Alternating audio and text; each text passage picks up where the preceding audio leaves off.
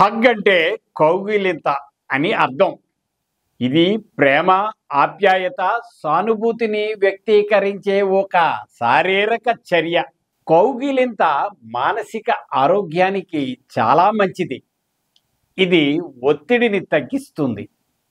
మన ఆరోగ్యంపై హగ్ ప్రభావం అంతా ఇంతా కాదు. హగ్ చేసుకున్నప్పుడు మన శరీరంలో ఆక్సిటోసిన్ అనే హార్మోన్ విడుదల అవుతుంది.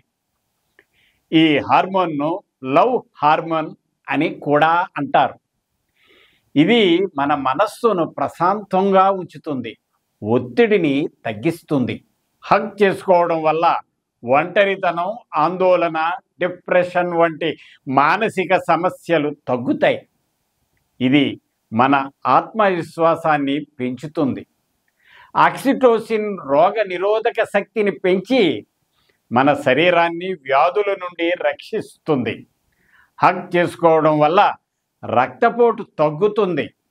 అంతేకాకుండా హృదయ స్పందన రేటు సాధారణ స్థితికి వస్తుంది. ఇది హృదయ ఆరోగ్యానికి మంచిది. హగ్ చేసుకున్న తర్వాత మనకు మంచి నిద్ర పడుతుంది.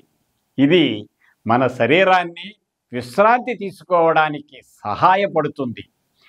ఎంతసేపు హగ్ చేసుకోవాలి అనే ప్రశ్న తలెత్తితే సాధారణంగా 20 సెకండ్ల నుండి 1 నిమిషం వరకు హగ్ చేసుకుంటే చాలు. ఎవరితో హగ్ చేసుకోవాలి?